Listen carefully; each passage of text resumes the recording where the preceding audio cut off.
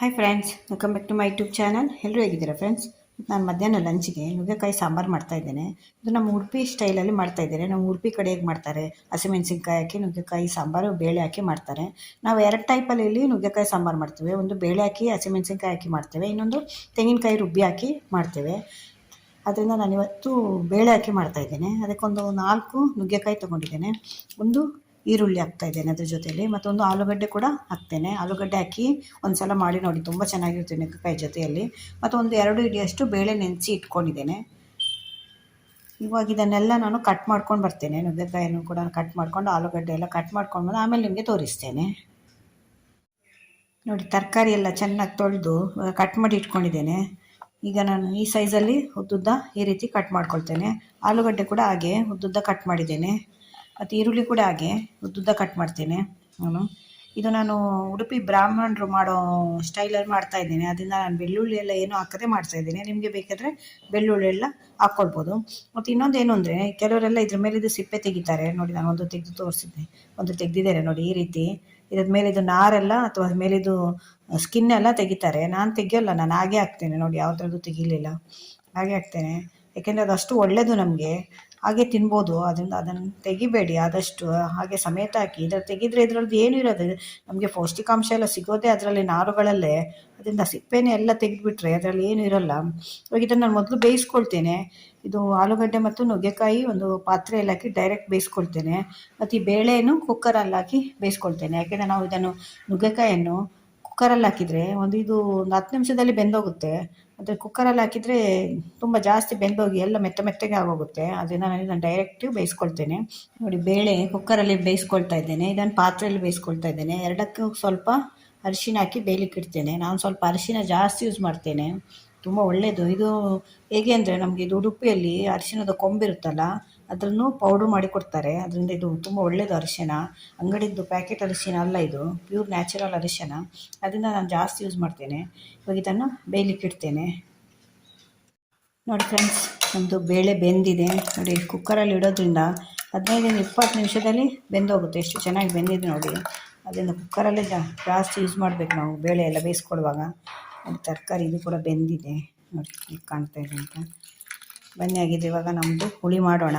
ಈಗ ನುಗ್ಗೆಕಾಯಿ ಹುಳಿ ಮಾಡಲಿಕ್ಕೆ ಸ್ವಲ್ಪ ಎಣ್ಣೆ ಇಟ್ಟಿದ್ದೇನೆ, ಒಗ್ಗರಣೆ ಮಾಡ್ಕೊಳ್ತೇನೆ. ಫಸ್ಟ್ ನಾನು ಅದಕ್ಕೆ 1 ಸ್ಪೂನಷ್ಟು ಸಾಸಿವೆ ಹಾಕ್ತಾಯಿದ್ದೇನೆ. ಮತ್ತೊಂದು ಸ್ವಲ್ಪ ಒಂದು ಅರ್ಧ ಸ್ಪೂನಷ್ಟು ಉದ್ದಿನಬೇಳೆ ಹಾಕ್ತಾಯಿದ್ದೇನೆ. ಮತ್ತೊಂದು ಸ್ಪೂನಷ್ಟು ಜೀರಿಗೆ ಹಾಕ್ತಾಯಿದ್ದೇನೆ. ಜೀರಿಗೆ ಬೇಡ ಅಂದರೆ ಸ್ಕಿಪ್ ಮಾಡ್ಕೊಳ್ಬೋದು ನೀವು. ಮತ್ತೊಂದು ಸ್ವಲ್ಪ ಕರಿಬೇವು, ಮತ್ತೊಂದು 2 ಕೆಂಪು ಮೆಣಸಿನ್ಕಾಯಿ.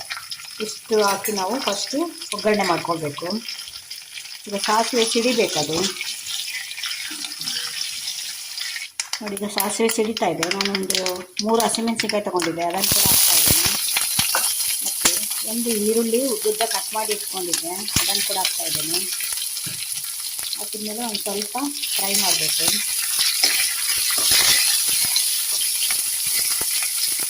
ಈರುಳ್ಳಿದ್ದು ಒಂದು ಸ್ವಲ್ಪ ಹಸಿ ವಾಸನೆ ಹೋಗಬೇಕು ಮತ್ತು ಈರುಳ್ಳಿ ಸ್ವಲ್ಪ ಬಾಡಬೇಕು. ಆಮೇಲೆ ನಾವು ತರಕಾರಿ ಎಲ್ಲ ಬೇಯಿಸಿ ಇಟ್ಕೊಂಡಿದ್ದೀವಲ್ಲ, ನುಗ್ಗೆಕಾಯಿ, ಆಲೂಗಡ್ಡೆ ಮತ್ತು ಬೇಳೆ ಎಲ್ಲ, ಅದನ್ನೆಲ್ಲ ಹಾಕಬೇಕು. ಇದೊಂದು ಸ್ವಲ್ಪ ಫ್ರೈ ಮಾಡ್ಕೊಳ್ಳೋಣ. ತುಂಬ ಚೆನ್ನಾಗಿರುತ್ತೆ ಫ್ರೆಂಡ್ಸ್. ಈ ರೀತಿ ಒಂದು ಸಲ ಮಾಡಿ ನೋಡಿ ನೀವು. ಆಲೂಗಡ್ಡೆ ಹಾಕಿ, ಈರುಳ್ಳಿ ಹಾಕಿ, ನುಗ್ಗೆಕಾಯಿ ಜೊತೆಗೆ ತುಂಬ ಚೆನ್ನಾಗಿರುತ್ತೆ. ಇದು ನೀವು ಬೇಕಿದ್ರೆ ಬೆಳ್ಳುಳ್ಳಿ ಹಾಕ್ಕೊಳ್ಬೋದು. ನಾನು ಉಡುಪಿ ಸ್ಟೈಲ್ ಬ್ರಾಹ್ಮಣರು ಮಾಡೋ ರೀತಿಯಲ್ಲಿ ಮಾಡ್ತಾ ಇರೋದ್ರಿಂದ, ಈ ಕಡೆ ಎಲ್ಲ ಬ್ರಾಹ್ಮಣರು ಸ್ವಲ್ಪ ಬೆಳ್ಳುಳ್ಳಿ ಕಡಿಮೆ ಯೂಸ್ ಮಾಡ್ತಾರೆ. ಆದರೆ ನಾನು ಇದಕ್ಕೆ ಬೆಳ್ಳುಳ್ಳಿ ಹಾಕ್ತಾಯಿಲ್ಲ. ನೀವು ಬೇಕಿದ್ರೆ ಬೆಳ್ಳುಳ್ಳಿ ಆ್ಯಡ್ ಮಾಡ್ಕೊಳ್ಬೋದು. ಈರುಳ್ಳಿ ಸ್ವಲ್ಪ ಬಾಡಬೇಕು ಅದು, ಯಾಕೆಂದರೆ ನಾವು ಈರುಳ್ಳಿನ ಬೇಯಿಸ್ಕೊಳ್ಳಲ್ಲ, ಅದರಿಂದ ಡೈರೆಕ್ಟ್ ಇದರಲ್ಲೇ ಸ್ವಲ್ಪ ಬಾಡಿಸ್ಕೊಳ್ತೇನೆ. ಈರುಳ್ಳಿ ಸ್ವಲ್ಪ ಬಾಡಿದ ಮೇಲೆ ನಾನು ನುಗ್ಗೆಕಾಯಿ ಬೇಯಿಸಿ ಇಟ್ಕೊಂಡಿದ್ದೆನಲ್ಲ, ಅದನ್ನು ಕೂಡ ಹಾಕ್ತೇನೆ. ಇವಾಗ ಒಂದು ಸ್ವಲ್ಪ ಬಾಡಲಿ ಇದು.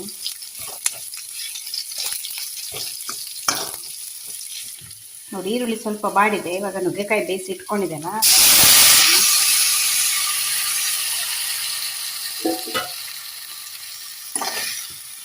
ಹಾಕಿದ್ಮೇಲೆ ಒಂದು ಸಲ ಚೆನ್ನಾಗಿ ಮಿಕ್ಸ್ ಮಾಡಿ.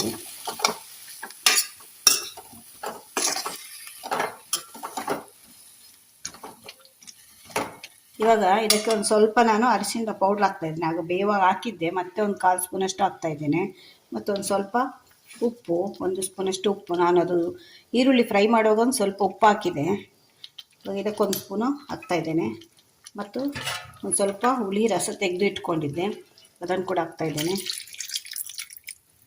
ಮತ್ತೊಂದು ಚಿಕ್ಕ ಪೀಸ್ ಬೆಲ್ಲ. ನೀವು ಬೆಲ್ಲ ಬೇಡ ಅಂದರೆ ಸ್ಕಿಪ್ ಮಾಡ್ಕೊಳ್ಬೋದು. ಹಾಕಿದ ಮೇಲೆ ಒಂದು ಚೆನ್ನಾಗಿ ಮಿಕ್ಸ್ ಮಾಡಿ ಒಂದ್ಸಲ.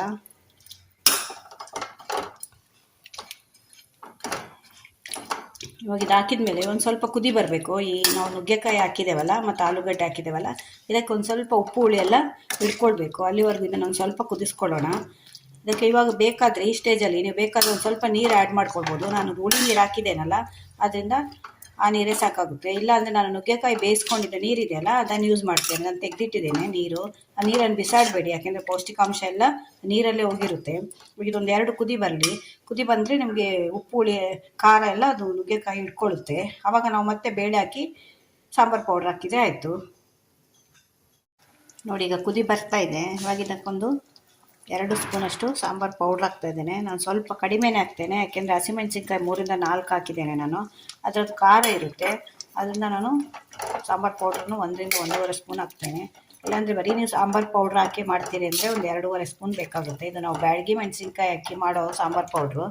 ನಾನು ಅದರ ರೆಸಿಪಿ ಹಾಕಿದ್ದೇನೆ ನನ್ನ ಚಾನಲಲ್ಲಿ. ಅದರಿಂದ ಅದು ಸ್ವಲ್ಪ ಜಾಸ್ತಿ ಖಾರ ಇರೋಲ್ಲ, ಅದರಿಂದ ಹಸಿಮೆಣಸಿನ್ಕಾಯಿ ಕೂಡ ಹಾಕಿದ್ದೇನೆ. ಇವಾಗ ಲಾಸ್ಟಲ್ಲಿ ನಾವು ಬೇಳೆ ಬೇಯಿಸಿ ಇಟ್ಕೊಂಡಿದ್ದೇವಲ್ಲ, ಅದನ್ನು ಕೂಡ ಹಾಕೋಣ. ಬೇಳೆ ಬೇಯಿಸಿ ಇಟ್ಕೊಂಡಿದ್ದಲ್ಲ, ಅದನ್ನು ಕೂಡ ಹಾಕ್ತಾಯಿದ್ದೇನೆ. ಹೇಗೆ ಪರಿಮಳ ಬರ್ತಾ ಇದೆ ಅಂದರೆ ಅಷ್ಟು ಚೆನ್ನಾಗಿರುತ್ತೆ ಫ್ರೆಂಡ್ಸ್. ಇದು ಒಂದು ಸಲ ಟ್ರೈ ಮಾಡಿ ನೋಡಿ. ಹಾಕಿ ಚೆನ್ನಾಗಿ ಮಿಕ್ಸ್ ಮಾಡಿ. ಈ ಸ್ಟೇಜಲ್ಲಿ ನಿಮಗೆ ಸ್ವಲ್ಪ ನೀರು ಬೇಕು ಅಂತ ಅನಿಸುತ್ತೆ, ಯಾಕೆಂದರೆ ನಾವು ಬೇಳೆ ಹಾಕಿದ ಮೇಲೆ ಒಂದು ಸ್ವಲ್ಪ ಗಟ್ಟಿ ಆಗ್ತಾ ಬರುತ್ತೆ.